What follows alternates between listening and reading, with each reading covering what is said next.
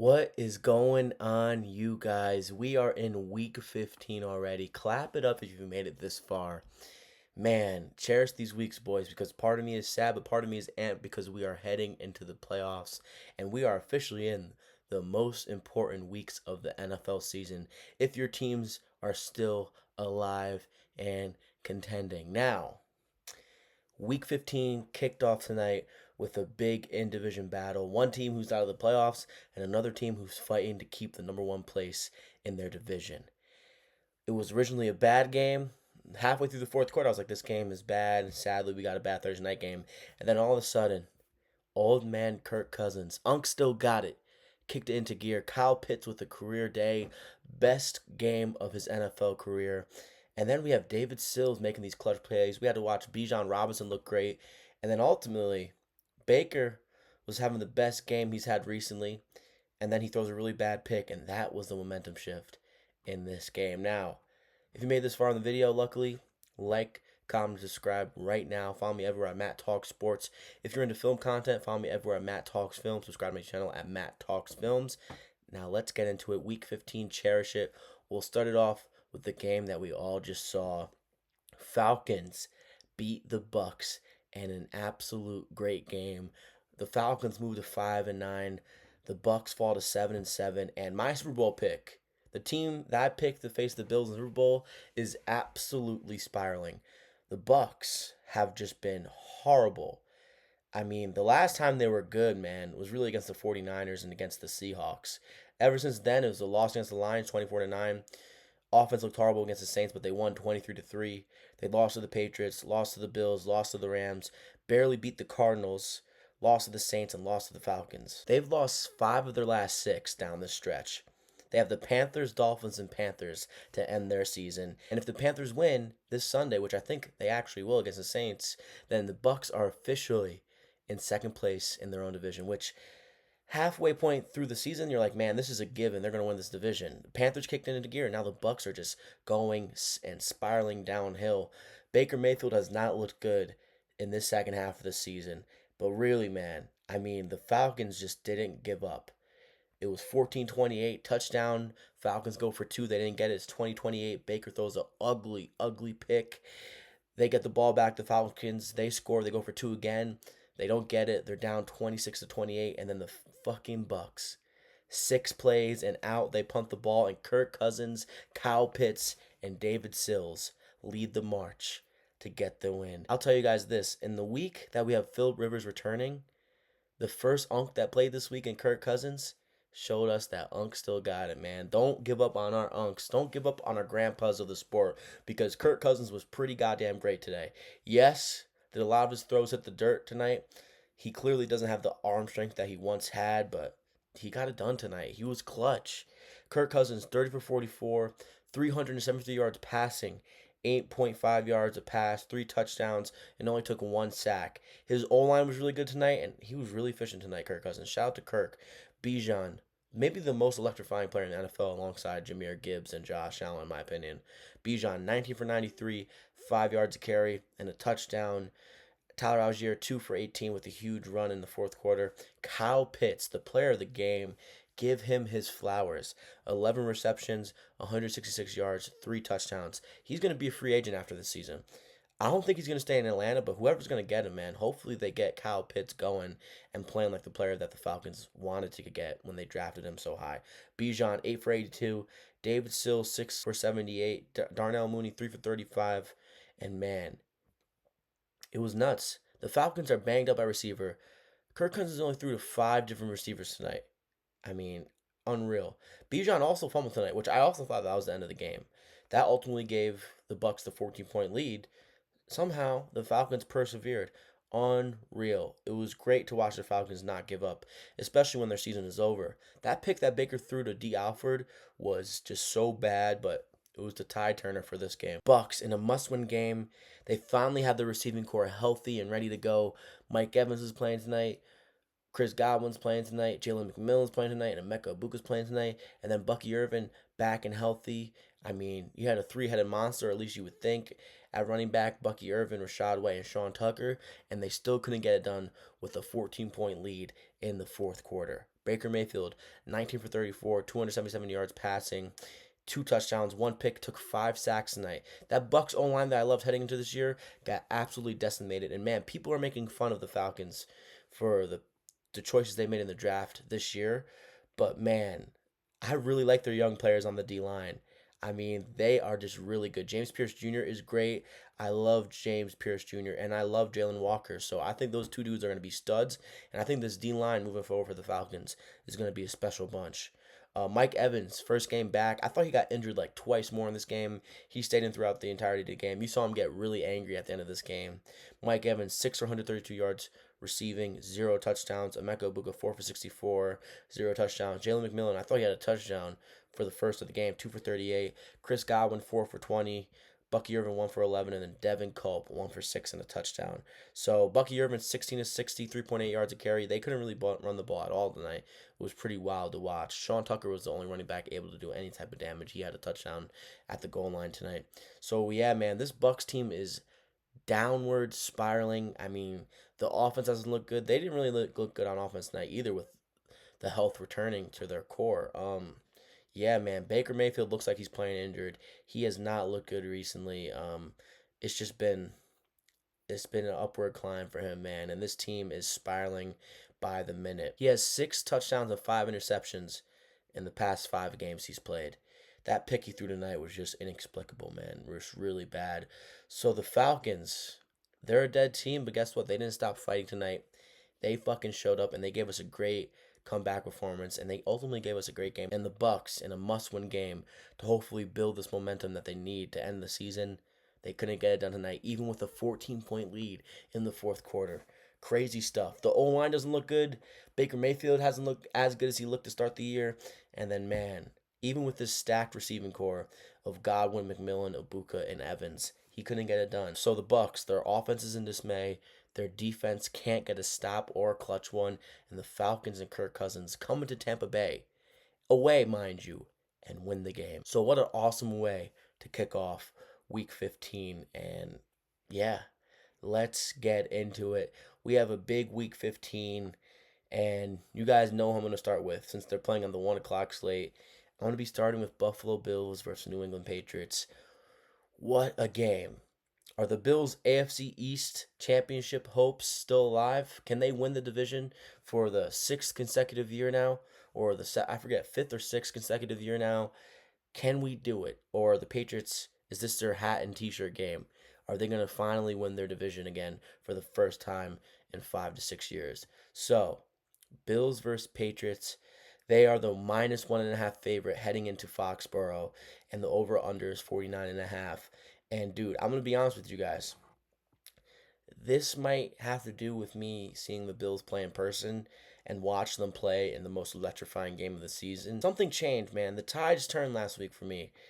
This is the most confident I've been in the Buffalo Bills this entire year. Yes, I felt great about wins or after wins. I felt great after the Bucks win. I felt great after the Ravens win, Chiefs win, you name it. But man, I am thinking this team is starting to turn a corner during the most important month of football, especially when you're contending to try to make the playoffs still. Man, I love this team. I love watching them in person. And I think this team, in the biggest moments, particularly our best player, plays their best game. And I think he's going to do so yet again here away in Foxborough. I can't wait to see this team play an away game and just battle through adversity to get the win. And I'm going to be honest with you guys. I think the Buffalo Bills, I'm going to spell out for you guys because I'm not saying it, but I'm spelling it out for you guys. I think the Buffalo Bills, Blowout, the Patriots. In case you can't spell, I think the Bills blow out the Patriots this weekend. Now, the Patriots are a very good team. They're the best coach team in the AFC East. They're a very young team. They're ahead of schedule. They got a great quarterback, MVP candidate, if not the front runner. They have a nicely built roster on defense and offense. But I'm telling you, man, this Bills team, I think things are starting to click at the right time. And I know this defense isn't exactly as neat and as tightened up as you would like it to be. It's not nearly as dominant as our defenses have been in the past, but this is the clutch defense. I'm telling you, week by week, this defense is showing up in the most important spots, whether the Bills win the game or not. But I'm telling you, this offense, I know we played the bad Bengals defense last week, but I'm telling you, this offense is starting to turn a corner. And I think Joe Brady is starting to get back to his great play calling abilities that were pretty much inconsistent or just flat out missing during the first half of the season. So James Cook is active. He's ready to go. He had a up and down week despite having 80 yards last week. He had two fumbles. One of them actually stood, but hopefully that doesn't happen this week. I think the Bills don't turn over the ball this week, which is going to be massive because the Patriots, man, if you allow them to capitalize off the turnovers that you give that defense, you are screwed, especially with how greatly called this offense is. Josh Allen off an MVP performance.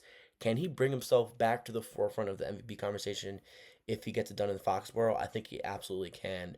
Dalton Kincaid, he was back last week. He's going to be healthier this week. Khalil Shakir, Dawson Knox, man. If Dawson Knox and Kincaid are going to play like they played last week, I will take that every week, and that is something defenses are going to start to fear. Now, there's so many different things to worry about with this Bills offense.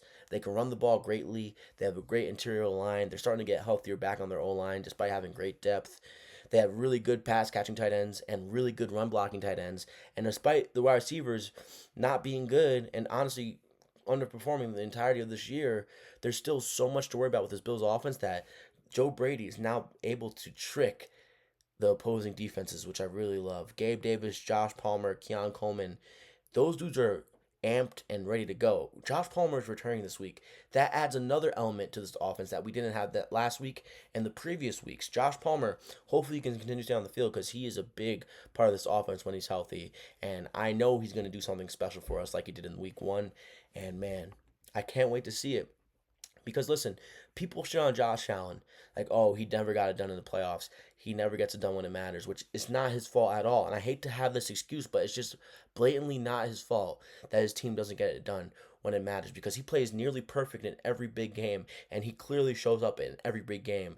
I don't care what anyone says, whether it's regular season and it's a must-win game or whether it's playoffs. He performs out of his ass, and I think he's going to do so again this weekend because he knows how big of a win this would be. So I can't wait to see this game at Foxborough. Now, the big thing with this game, clearly, and it came onto my radar today. Christian Benford, who is having an unreal second half to his season. He has 2 touchdowns in the past 2 weeks. He has 2 picks in the past 2 weeks, and then he has a fumble recovery in the past 2 weeks. But apparently, he was just walking around in a walking boot after practice. The Bills, the practice facility, something needs to be checked out there because there's too many practice injuries for the Buffalo Bills over these past 5 or so years. Hopefully he's ready and good to go because he is the best player on our defense, man. Joey Bosa is going to be back this week, which is big, big news. Our pass rush was non-existent last week. And the big thing with the Patriots, man, I love Will Campbell. He's not playing for the Patriots this week. I'm pretty sure he's out until at least January 4th. And the other tackle they got, he's questionable as well. Spillane, Harold Landry, they're both questionable as well. But I'm telling you, man, this defense, not really good on paper. The stats, the statistics that back up this defense aren't very good, but I'm telling you, dude, they make clutch plays, they get clutch stops, and they fooled and tricked a quarterback in the fourth quarter last week to get big turnovers, and I think they could do that to a young quarterback this weekend, despite how great Drake May is. Christian Benford, he's questionable with the toe. He needs to play. If he doesn't play, my confidence in this game and this team very much just goes down. Like, I like Maxwell Harrison, and I know he got bodied by T. Higgins last week, but honestly, the throws were perfect to T. Higgins, and T. Higgins is the wide receiver 1. I don't care that he's wide receiver 2 on the Bills. Josh Palmer, like I said, he's questionable. He should be good to go. And Spencer Brown, dealing with his shoulder injury, it's all good if you can't go, but if you can go, that's meaningful for the Bills as well. And Terrell Bernard, listen, he's wearing this big brace on his arm in practice. I love Terrell Bernard. I love TB8. But honestly, if he doesn't play, Shaq Thompson is a presence in this run game. Our run stop defense has been that much better when we have that presence at linebacker and Shaq Thompson. He might be an old man, but holy shit, he hits hard and he blows up guards and tackles, even if it doesn't even matter relatively on the play. So, as much as this defense is bad or horrible or underperforming this year, I'm telling you, they make clutch stops, and I really like the secondary. Taron Johnson, Cole Bishop and company, Jordan Hancock, Christian Benford if he's good to play. Now Joey Bosa being added to that D-line. Like, Joey Bosa, AJ Epinesa grew as disappointing as he's been this year. I am excited to watch this team go, and I really think this Bills team wins by 7 or more points, or maybe even 10 or more points this weekend.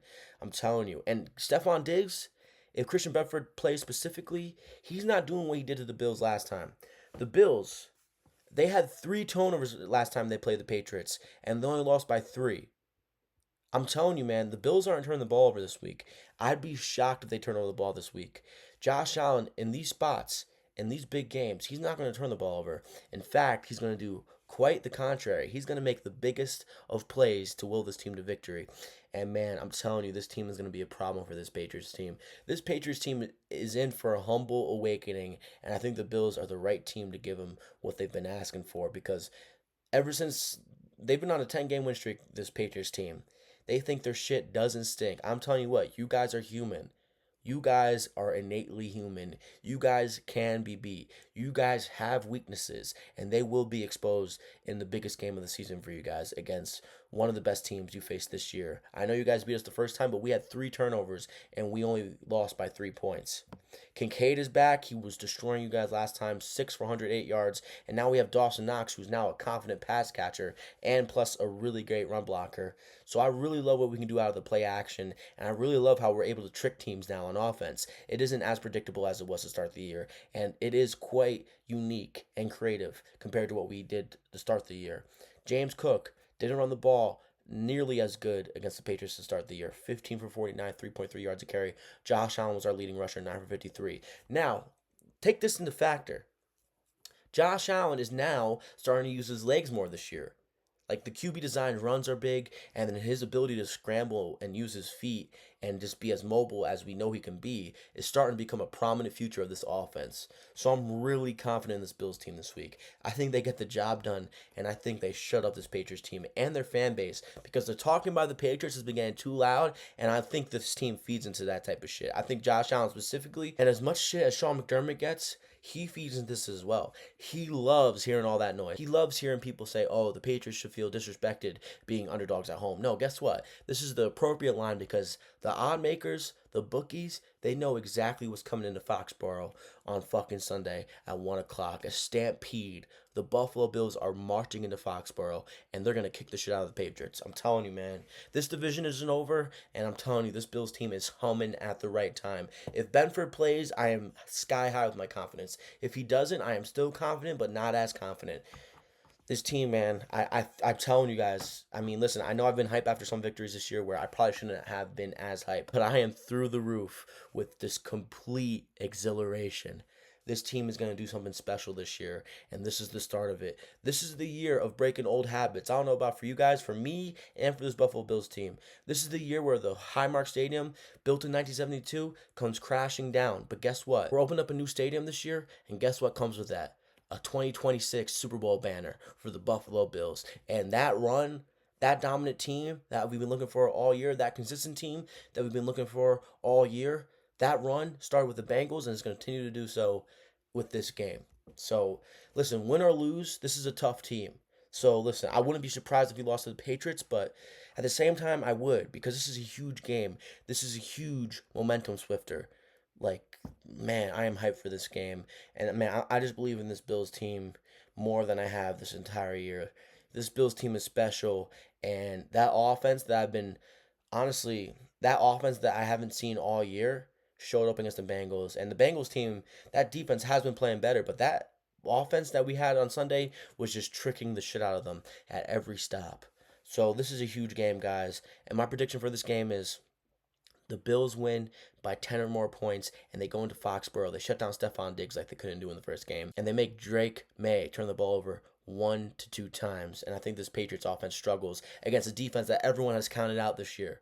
So let's go Bills. They win by 10 or more points this weekend, and Josh Allen moves back to the forefront of the MVP conversation. He has 3 or more touchdowns this weekend, and James Cook gets in the paint, and he doesn't fumble. This Bills team won't turn over the ball.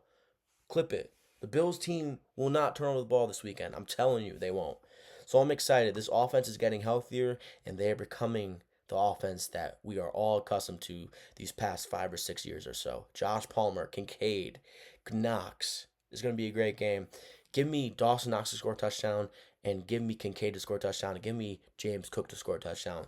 The Bills are gonna fucking stampede the Patriots, and the division isn't done, and the MVP race isn't done, and look out for the Buffalo Bills because they are heading straight to the Super Bowl this year. Mark my words. So the Bills win by 10 or more. Knox, Kincaid, and Cook score a touchdown. And the Bills win in Foxborough and probably the biggest game of the day. So sorry for the tangent, sorry for the rant, but I am fucking hyped and I am exhilarated and looking forward to this team play on Sunday. I couldn't be happier and I couldn't be more hyped. So let's go Bills. Hey, let's go Bills. I will be playing Mr. Brightside, the shout song, through every quarter of this game. That's how hyped and amped I am. So let's move on, all right, before I have a fucking heart attack. Ravens versus Bengals. What a game in Cincinnati. By the way, what a weird comment by Joe Burrow at the press conference this past weekend. If I want to keep doing this, what do you mean if you want to keep doing this? Listen, if I'm a Bengals fan, my asshole has just clenched. I mean, there's no other way for me to phrase that. You're a franchise quarterback, a great quarterback, and honestly, in my opinion, a top three great quarterback in this NFL when he's healthy. To hear him say that is a fucking fire alarm times 10. So, honestly, I don't want Burrow to leave the game too early because I love watching Joe Burrow look play football. Whether I'm on the wrong receiving end of it, I love watching Joe Burrow play football. For him to say something like that might be blown out of proportion, but dude, that is a crazy thing to say because you looked great last week until the two picks, but hopefully Joe Burrow keeps on playing, man. I hate to hear comments like that out of a guy who's just about to enter his prime. I know the health concerns have been a big thing for him. I know he's injury prone, but man, come on, bro. Stick through it, and I'm telling you, man, you're gonna be an all-time great quarterback, and you kind of are already, man. You have that type of talent at least. So Burrow, I think he's kind of playing possum here. But man, if the Bengals don't tighten up on the situation, it'd be real interesting to see what the trade value for Joe Burrow would be. I can see the Vikings calling to Cincinnati. I can see a couple other teams calling to Cincinnati. That's off-season talk, but now we're talking about a huge game specifically for the Ravens. And honestly, for the Bengals, they aren't technically out of this AFC North battle yet because if the Steelers fall off and the Ravens fall off, the Bengals can win out and they could possibly be in it. Bengals beat the Ravens already this year in Joe Burrow's first game. Ravens coming off a bad loss against the Steelers. They're 6-7. Bengals coming off a tough loss, a tough outing in Buffalo. Now they return back home, and this is a really interesting game. It's a really great game, and it's one of the best games of the day. They made this 1 o'clock slate so stacked for no reason. The Ravens are -2.5 heading into Cincy.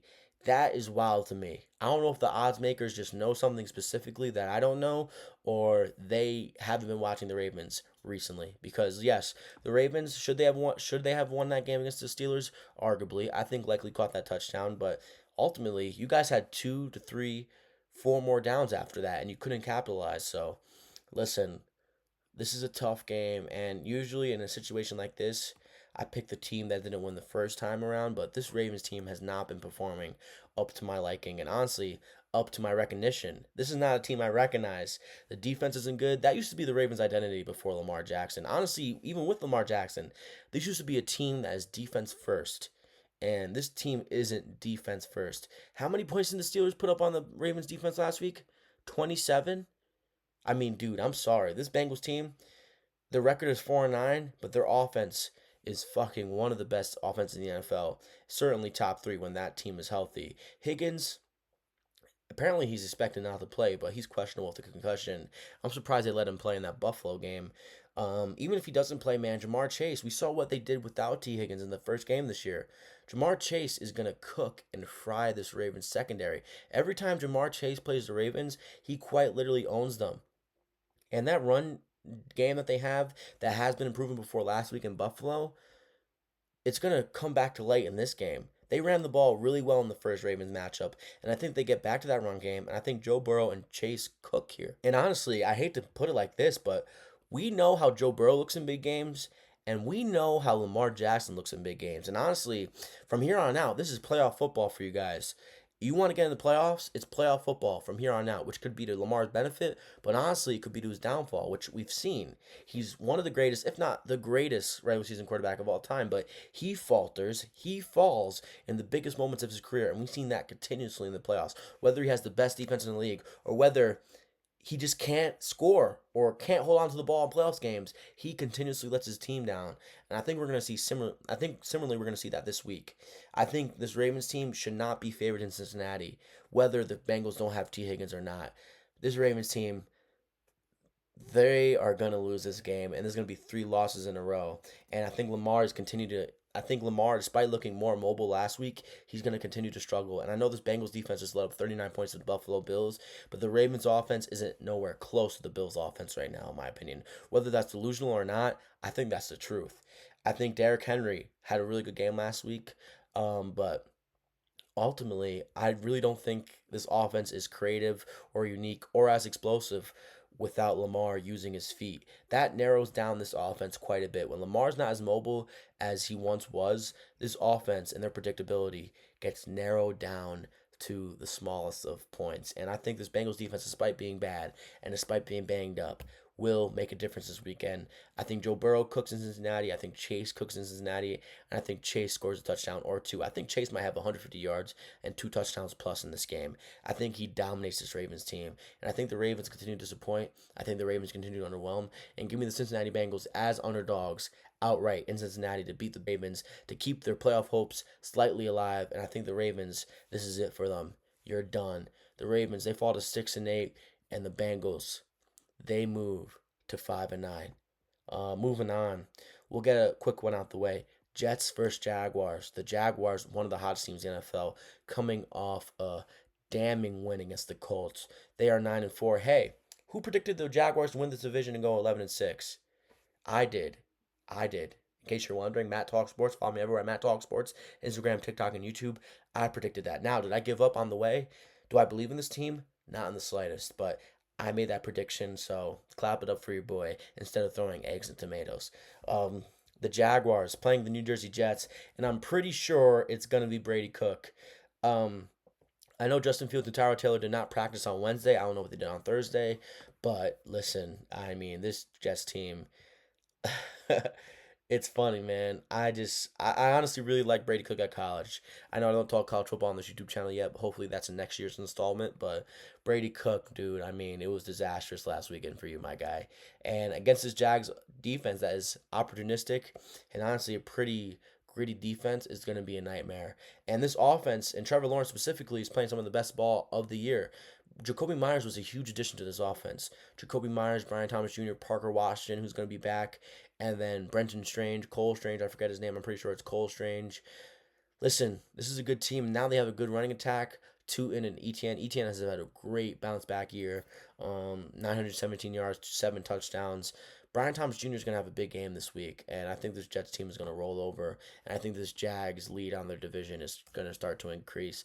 I think the Jags, they move to 10-4. I think their defense is going to be a major problem for this Jets offense, and despite this Jets team fighting and showing some heart in some of their losses this year, I think the heart is nowhere to be seen in this game. Give me the Jaguars to dominate and get an easy win. Starters won't be playing in the fourth quarter, and I think Trevor Lawrence has back-to-back really good games, and I think Brian Thomas Jr. scores a touchdown. Jags, they move to 10-4, and the Jets, they fall to 3-11 with Brady Cook probably starting at quarterback. Moving on, huge, huge, huge, huge game.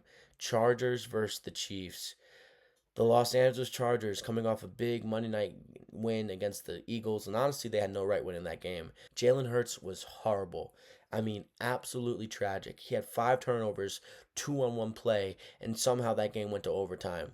And to me, that's an indictment on the Chargers. That game had no right going to overtime, especially with how bad Jalen Hurts was playing, and especially with how much he was giving the ball to the Chargers. Now, the Eagles' defense is really good.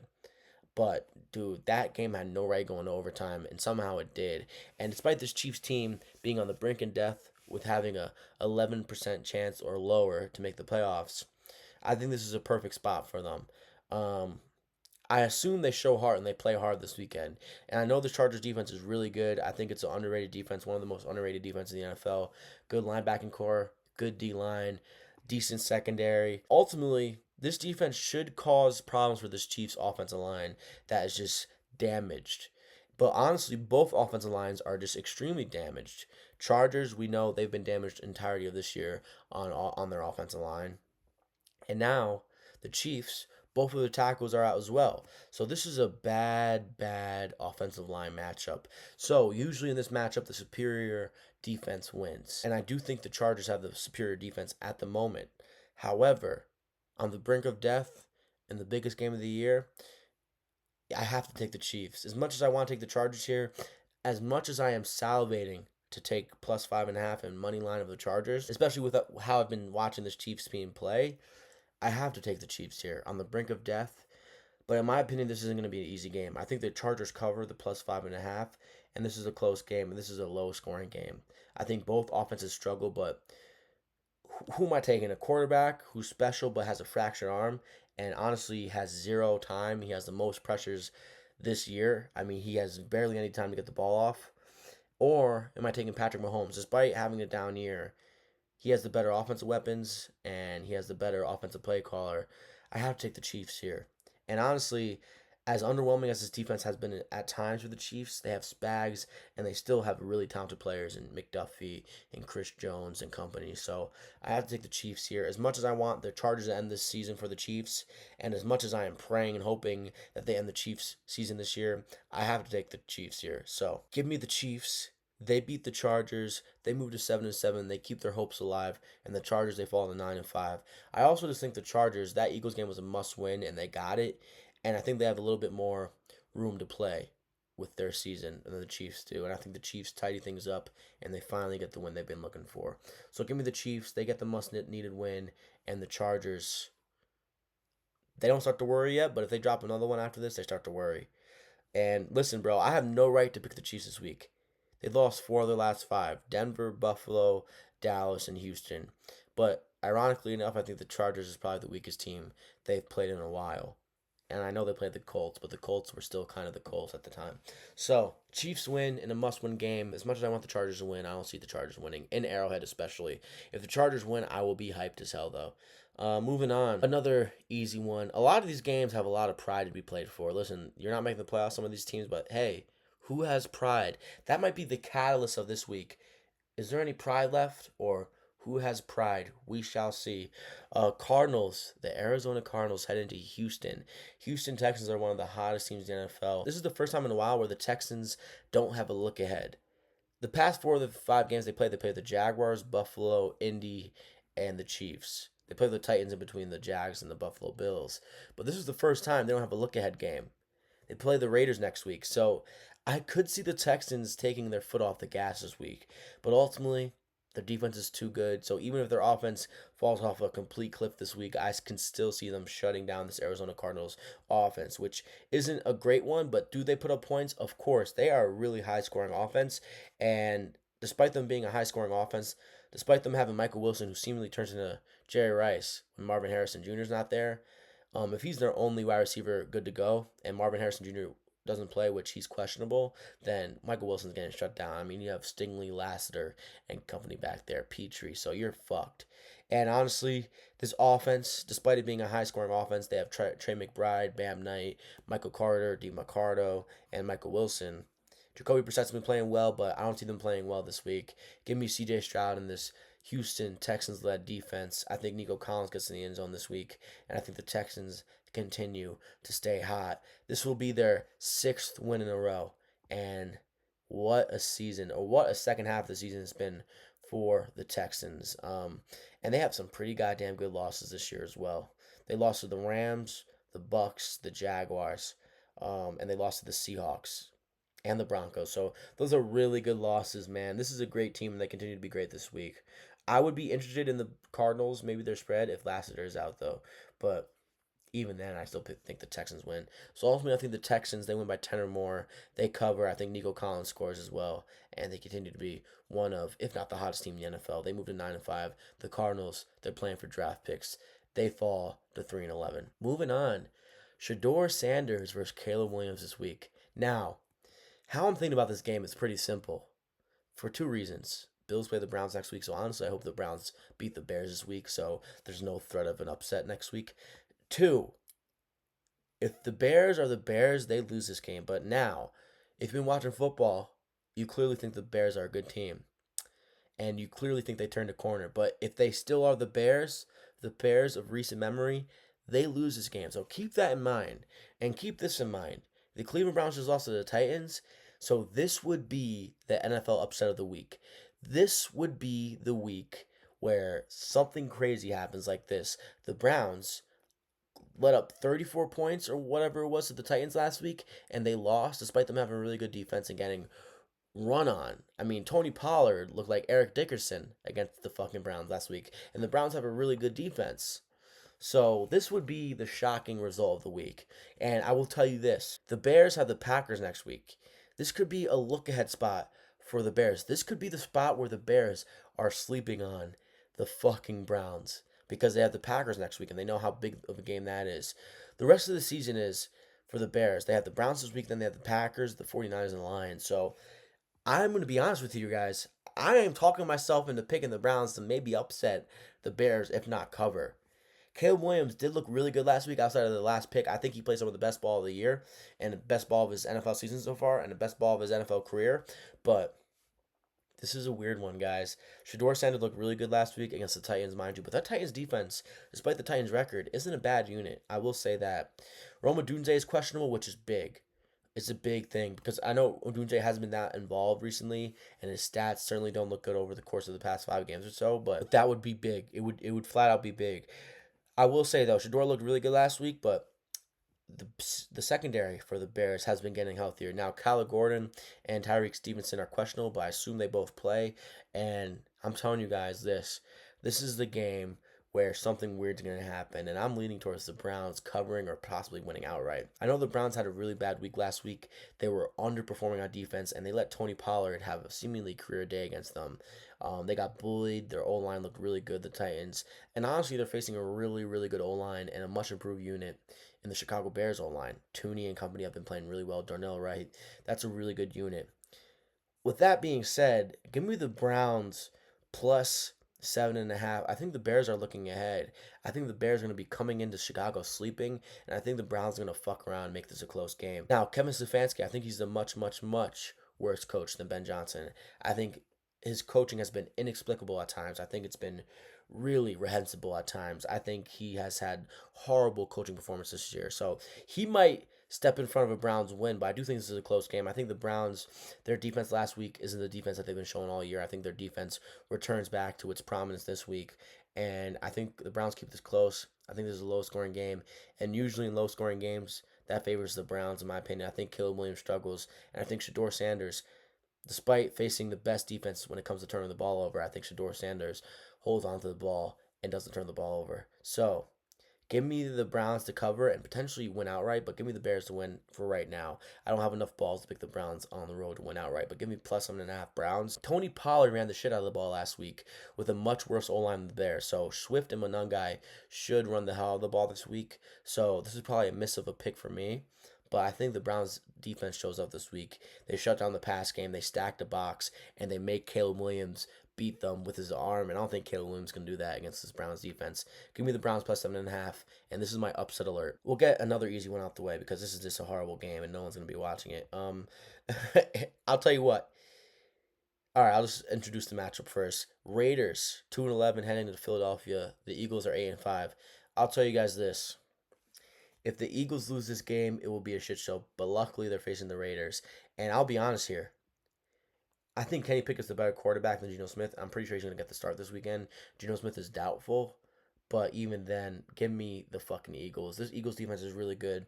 That O-line for the Raiders is treacherous. I really don't see how they have much offense.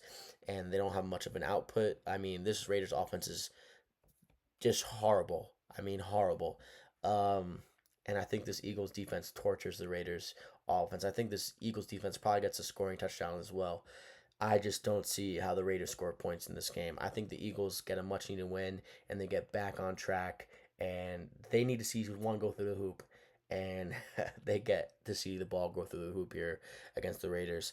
I don't think the Raiders can run the ball. I don't think they can pass the ball on this Eagles defense, so give me the Eagles outright. And Jalen Hurts, much needed bounce back game for him. He has 3 or more touchdowns this weekend, 1 or more rushing. And Barkley, I actually think Barkley, despite the loss last week, had one of the best looking games for himself statistically and just eye wise. I thought he looked really good as my eyes told me that. Like, he looked really good. I thought he moved really well. I think that's the best he's probably looked all year, despite the outcome. So give me the Eagles. They went outright against this Raiders team that is just putrid to watch. I think they blow them out. I think they cover the line as well. I believe they're minus 11.5, and the Raiders struggle to score a point. I could probably see this game going under 38.5 as well because the Raiders probably can't score a point here. So give me the Eagles. They went outright. They blow out the Raiders, and the Raiders continue to be one of the worst teams in the NFL, if not the worst. Moving on. Commanders versus Giants. This game is titled, Who Has the Most Pride? Who has the most fight in this week? Because Jaden Daniels, I mean, if he gets sent out to play this week, it's just disgusting. All right, he's ruled out, so thank God we don't have to worry about that as football fans because he deserves his rest. He needs to sit out. And we got to see this Commanders team fight against the Broncos 2 weeks ago, and then we got to see him lay an egg against this Vikings team last weekend. So it's a really interesting matchup here. The Giants, they're coming off a bye. They had a week or so's rest, and they're ready to go. 13-day rest. This is an interesting one, man. I think the Commanders might have given up. That silent walk to the locker room after the game was pretty telling. But I do think, despite Jaden Daniels being out, I do think the Commanders might have more talent. Now, the Giants have more talent on defense, but that talent on defense hasn't exactly been producing outside of Brian Burns. So this is interesting. This is really interesting. I think the Giants win in New Jersey, but to say I'm confident would just be a lie. I think Jackson Dart in this offense has been pretty good this year and probably the most consistent thing about this Giants team. And I do think this offense produces quite well against the Commanders in MetLife.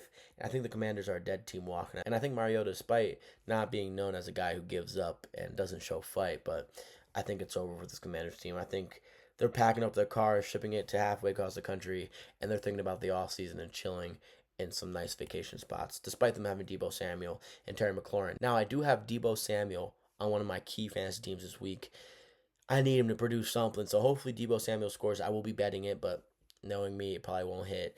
So give me the Giants. I think, despite their defense not performing as well as we all thought they would this year, I think they have the better defense, and I think their defense will show out this weekend, and I think they have the better offense. So give me Mike Kafka, Brian Burns, Okereke, Wan'Dale Robinson, and Jackson Dart to get the win here, and Mariota and this poor team just put their heads down and give up. Moving on, we have a monster slate. We have 5 games in the 4 o'clock window. When the hell was the last time that happened? In week 1, week 2? It's been a long time, fellas, so put your feet up this weekend and have a great time watching some football. Maybe the most electrifying game of the weekend. Maybe not for the reasons Colts fans were hoping for, but this is incredible. I mean, I've been getting goosebumps thinking about this. Philip Rivers, in case you're living on a rock and don't follow Adam Schefter and don't watch sports news outlets. Philip Rivers, the 44-year-old, first time playing in 5 years, got called up by Shane Steichen, and Shane Steichen said to Philip Rivers, "Hey, what's going on, Unc? You still got it?" And Philip Rivers said, "Doggone it, I'm coming to play for these Colts, the last team I played for." And guess what his first game is against? Or guess who his first game is against? One of the best defenses, if not the arguably best defense in the NFL, the Seattle Seahawks in Seattle. So Phil Rivers, fresh off of coaching a high school team and seemingly off the couch, is getting ready to play some football this weekend, and I couldn't be more amped or hyped about it for a couple reasons. Let me tell you. I did a rant on TikTok, but I'll tell you guys here. I'm going to say it right now. If Philip Rivers somehow scampers it into the end zone, it will be maybe one of the most electrifying moments of my football watching career. If Phil Rivers somehow throws for 2 or more touchdowns against this Seahawks fucking stout defense, I will lose my mind. If Philip Rivers somehow makes this a close game and he has a game-winning drive, I might CUM my pants. I mean, that's how electrifying this game could be. And listen, I have a weird feeling about this game. I really think this game is going to be close, but also there's a dark and demonic side about this game where Phil Rivers straight off the couch, he's facing arguably the best defense in the NFL. He could get clobbered, but now luckily he has one of, if not the best running back in the NFL. He has one of, if not the best O-lines in the NFL. And he actually has a decent wide receiving core, and he actually has an incredibly young and gifted tight end. So He's not in the worst situation. It's not like he got off the couch to play for the Oakland Raiders or AKA the Las Vegas Raiders behind the worst O-line in the NFL. He actually got off the couch to play with one of the best running backs in the NFL and one of, if not the best O-line in the NFL. So this is interesting. Now, watching him throw in practice, a lot of those balls stood up in the air for way too long. And I know they're going to be running the ball a lot here, but it would be electric to watch Phil Rivers just sling it and have a good game. And I'm going to be honest with you guys. The Colts are 8-5. They've been teetering down. They have not looked good recently. They lost 4 of their past 5 games to the Jags, Houston Texans, Chiefs, and the Steelers. Their only win was against the Falcons recently in an overtime game. But I will say this: the Colts should not be plus 13.5, even with Phil Rivers at quarterback. Now I know the Colts defense is without Sauce Gardner, or at least I believe so. He's questionable. He probably isn't going to play. And DeForest Buckner just got put onto IR. But I'm telling you, this game is going to be close for some reason. And I could see Sam Darnold kind of shitting down his pants a little bit. I don't know why. He's great in the 1 o'clock window when no one's watching. 4:25, there's 5 games going on, so probably no one's watching this game except for Colts or Seattle fans. But I have something in my body and my bones telling me to take plus 13.5 Colts. Now, Seahawks probably win. And they probably shut down this Philip Rivers led offense. But my heart, my soul is telling me to take plus 13.5 Colts. And obviously, they probably don't win, and they probably definitely don't win. But I'm going to have fun watching this game. Hopefully, after the Bills win, but I'm going to have fun watching this game, and I'm going to be excited. Now, the Seahawks are way more talented on defense, way more talented on offense at this point in time, and they should get the victory. Now, if they do get the loss here, a lot of questions will be raised, and this could turn this team into a downward spiral. But ultimately, give me the Seahawks to win, but give me plus 13.5 Colts. Give me Tyler Warren and JSN to score a touchdown. Moving on, we'll get the other bad game out the way because the rest of the games for the 4 o'clock slate are terrific. Titans versus 49ers. I can almost say in one sentence how this game's going to pan out. 49ers win in San Francisco and the Titans get fucked. This Titans team was just depressing, dude. I know they got a win last week, but after a win this season, they're going to get clobbered. They're going to get blown out in San Francisco against McCaffrey, Kittle, and Brock Purdy, Pearsall, Jawan Jennings, and then this defense, despite it being banged up, is led by probably the best defensive coordinator in the NFL, and Robert Saleh. So the 49ers dominate. Cam Ward struggles. They won't be able to run the ball like they did last week, and it's tough sledding for this Titans team. They move to 2-12, and the 49ers, they move to 10-4, and they get a big win. Not a huge win, but they get a must-needed win to keep up with momentum to hopefully make the playoffs this year in a tight NFC conference. So moving on, give me Kittle to score a touchdown. Panthers versus the Saints. Now this is a special game.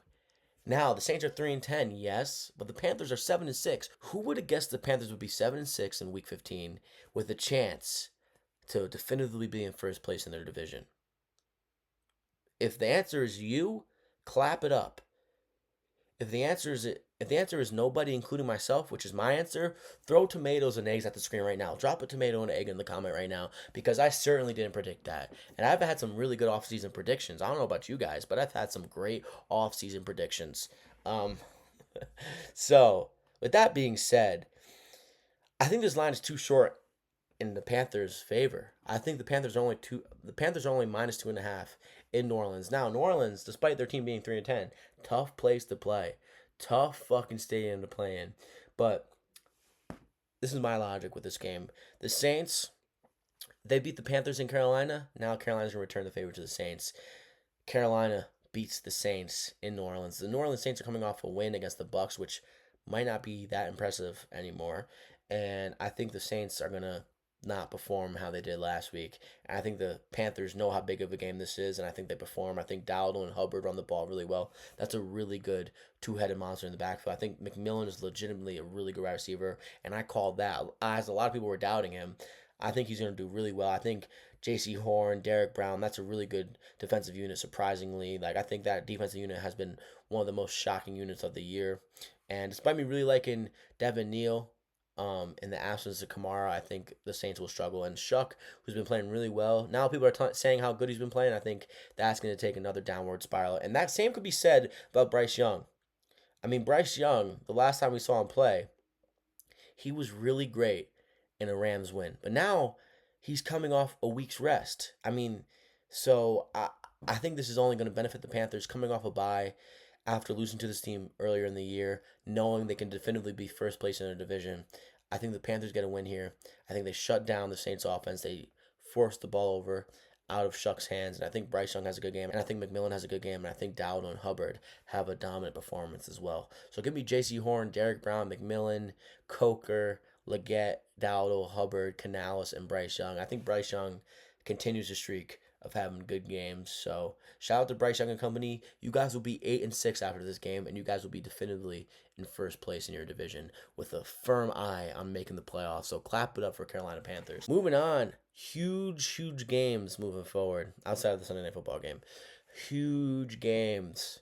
Packers versus Broncos.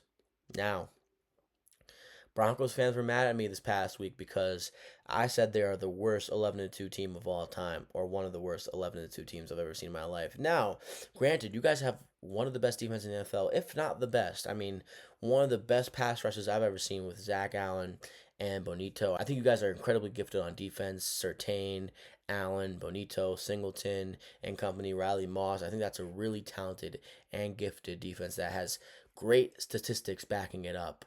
However, as great as a unit I think you guys are, I have seen you guys not look as great as you guys are touted to be against certain teams. Like, do I have to bring up the certain games your defense doesn't look great in? Against the Commanders, your defense doesn't look good. Against the Giants, your defense didn't look good. And against the Colts, your defense didn't look as good. So there's been games, despite how great this unit has looked, your defense hasn't looked that great as touted as it is. So this is an interesting game. The Packers are heading into Mile High in altitude, 425 slate. The Broncos are hot. The Packers are starting to build momentum. They've looked the best they looked all year. 4 straight wins. The Broncos have won 9 straight in a row, so they are cooking right now. Now, with that being said, I just think this Broncos team is due for a loss. I think this receiving core, despite it still being banged up, I mean, 1, 2, 3, 4 of the receivers that are in this receiving core and are prominent are questionable heading into this week. Now, I assume Jaden Reed plays. I assume Golden plays. And I assume Wicks plays. And I assume Savion Williams plays. But it's most likely that 2 of the 4 are out. Either way, I think Christian Watson's been pretty good. I think Luke Musgrave has been pretty good in the absence of Tucker Kraft. And I think this Packers defense might be better than the Broncos defense. So, like I said, as much as I think Jordan Love has some things he needs to tighten up, I think Jordan Love has been playing goddamn high level football recently. I think he's been playing goddamn MVP football recently. And despite this Broncos defense being really good, I think the quarterback most likely to have a bad day and not get his team the victory is Bo Nix. And I think Jordan Love, despite him being really bad in some clutch games and some big games, I think he's experienced. I think he's been in games like this before. And Bo Nix, in his young NFL career, hasn't been in nearly as many big games as Jordan Love has been. So, give me the Packers, the team that's been building momentum. They get their 5th win in a row. I think this Packers defense shows up and shows out. This is a low-scoring game, but I think Jordan Love in this offense is better than the Broncos offense. And I think the Packers offense and Jordan Love, who's leading it, will be able to score enough points to win the game. And I think the Broncos won't be able to. I think the Broncos score 13 or less points this week, and I think the Packers win 20-13 or 24-13, something along those lines. I think this is a 7-point or more victory for the Packers. Josh Jacobs, Emmanuel Wilson, Jordan Love, Romeo Doubs, Christian Watson, Jaden Reed, Savion Williams, Dontavian Wicks. I think they lead the fucking team to a victory. Micah Parsons, who's had the most pressures in the NFL the past 5 weeks, 12.5 sacks. Give me the Packers. Now, could I see this Broncos defense willing this Broncos team to win despite their quarterback playing bad, which I assume he's gonna, of course, but I don't see it this weekend. I think LaFleur goes into Denver and coaches a brilliant game. I think he outcoaches Sean Payton, and I think this Packers team continues to build up momentum. And I think this Packers team wins their 5th game in a row. And I think the Broncos are finally due, and their 9-game win streak doesn't move to 10. They lose their first game in a while. Packers win. They move to 10-3-1. And the Broncos, they fall to 11-3. Moving on, the final 4 o'clock game. This is a great game. Every time these two teams have faced off recently, it's been great. And honestly, the Lions are 2-0 against Matthew Stafford when Matthew Stafford's a Ram. So this is interesting. Can the Lions go 3-0 against Matthew Stafford in the 2020s? Would be interesting to watch unfold. I don't see it happening because the Lions' injuries are too massive, man. In case you guys didn't know, Brian Branch tore his Achilles, and this defense is on its last legs, man. I feel really bad for the Lions because year in, year out, this team just gets banged up and injured, man. They just do, and it sucks to watch because they're such a talented team. They have some really talented defensive players, but their defensive players get banged up and injured. It's crazy. Branch suffering a torn Achilles is just heartbreaking. Aiden Hutchinson is back. He's good to go. But this is bad for the Lions, man, because guess what? Their secondary is banged up, and they have to face who? Stafford, Kyron Williams, Puka Nakua, and Devontae Adams and company. I mean, this is just a recipe for disaster. And I think this is going to be a shootout. I do think this is going to be a close game, but this is going to be a shootout. The Rams have a good defense, but I do think this Rams defense will get exposed in some ways against this high-powered Lions offense. Despite it not looking the same in some spots this year, it is still high-powered. And this offense can go back to back with the best of them. The Lions, their secondary is banged up, and despite them having a relatively talented defensive line, I think that isn't enough for them. Kyron Williams and Blake Corum have been running the hell out of the ball recently, too. That seems like a really good two-headed monster running back. So not only does that open up the pass game, their pass game already consists of some greatly talented receivers and tight ends. And then you have Stafford, who's been the best quarterback in the NFL and the MVP leading candidate for a reason. So this is interesting. We've seen Stafford recently collapse against the Panthers. So maybe he does the same against his old foe, against his old team. So this is interesting, man. But I have to take Nakua, Kyron Williams, Corum, and Devontae Adams and Stafford here. I have to take McVay. I think he's the better coach than Dan Campbell. Despite him being 0-2 against him recently. I think the Rams' defense is better. I think their offense is better. And I think they are the healthier team. So give me the Rams. Give me Nakua. Give me Adams. Give me Williams. Give me Corum. Give me Stafford. And give me McVay. And ultimately, give me Jared Verse and Barry Young because they are monsters on the defensive side. They're really well coached. And that defensive coordinator for the Rams is going to be a head coach next year. So I think the Lions produce on offense, but not enough. I think this is a close game, so give me the Lions +6, but the Rams they win by 3, and I think this game is probably going to end up 37-34 or 40-37 Rams. So that is it for the 4 o'clock slate. The Rams they win in a close one, and the Lions they can't overcome their injuries, and I think Gibbs has a big day despite all the injuries they have to overcome on defense. So that is it for the 4 o'clock slate, and that is it for the early slate of the NFL for Week 15. Now we move on to the last game of the day for Sunday, and I wish this game was flexed out, but the Cowboys they never get flexed out of a Sunday Night Football game unless they are really bad and the other team is really bad, and they're facing a really bad team here. I mean, they just are. Despite the Vikings looking really good against the Commanders last week. The Commanders are just a dead team. The Vikings are 5-8. The Cowboys are 6-1, and this is a must-win for the Cowboys. The Eagles just lost. That had to have filled this Cowboys team up with a lot of hope because, man, they can somehow win this division and make the playoffs if the Eagles continue to falter. And I think the Eagles will continue to falter. And I think they get a much-needed big win here against the Vikings at home in Dallas. Do I think it's going to be close? I do, actually. I think the Vikings defense is pretty good. I think Justin Jefferson is really good. I think he has the first great game he's had in a while. I think Jordan Addison, Aaron Jones, and Jordan Mason are enough for this offense to put up some good points to make this a close game. And I do think J.J. McCarthy will have an all right game. Now, he might turn the ball over once or twice, which will probably be the big difference in the Cowboys getting the win here. I do think, despite the Vikings' defense being pretty high-powered, I think they're facing one of, if not the very best offense in the NFL with Pickens, Lambs, Javonte Williams, this O-line, and Dak Prescott, who's playing some MVP-type ball. So, with that being said, give me the Cowboys. I think they win this game in a relatively close game. I think the Cowboys end up pulling away and most likely covering. I think they probably win by 7 points. I think Justin Jefferson has a pretty big game here. I think he has the first big game he's had in a while. And I will say this, the Cowboys do have Trayvon Diggs back. So that is pretty big for them. But give me the Cowboys to win and cover. And I just don't see the Vikings this year winning 2 games in a row. So Cowboys win, they get a much needed win. Their hopes for the playoffs, they stay alive. They move to 7-6-1, and the Vikings they fall to 5-9 on Sunday Night Football. Moving on to the Monday night game, Dolphins, one of the hottest teams in the NFL. They are 6-7, and they haven't lost since before the Bills game. I mean, they've been on fire. 1, 2, 3, 4. They've won 4 in a row. And now they're facing the Steelers, who are coming off a huge win against the Ravens. This is big game. And apparently, T.J. Watt is going to be out. TJ Watt is battling something that I'm not too sure what it is, but he was just in the hospital. He's been hospitalized with something, which is hard to hear and sad to hear. But the Steelers are just not a good football team without TJ Watt. So this is interesting. Interesting. And we know how ugly this AFC North is. So, and we know how inconsistent the Steelers team is. So they looked really good last week. I don't think they look really good here. I think despite them being in Pittsburgh, in the snow, in a pretty cold environment, I think the Dolphins somehow win this game. And I probably shouldn't be doing this because I don't like the Dolphins. And they're playing in cold weather, assumingly, in Pittsburgh at 8:15 at night. But without TJ Watt, I can see the Dolphins running the ball really well, like the Bills did, with Devon Achane, Jalen Wright, and Ollie Gordon. I can see them tricking the Steelers defense and doing some really good play action stuff. And the Steelers without TJ Watt aren't much of a threat. So unless TJ Watt plays, my opinion will change. And despite Aaron Rodgers looked the best he's looked all year and DK Metcalf, I don't think they keep it up this week. This Dolphins defense has been playing really well, and they've been playing like a well-coached team with Weaver and Mike McDaniel.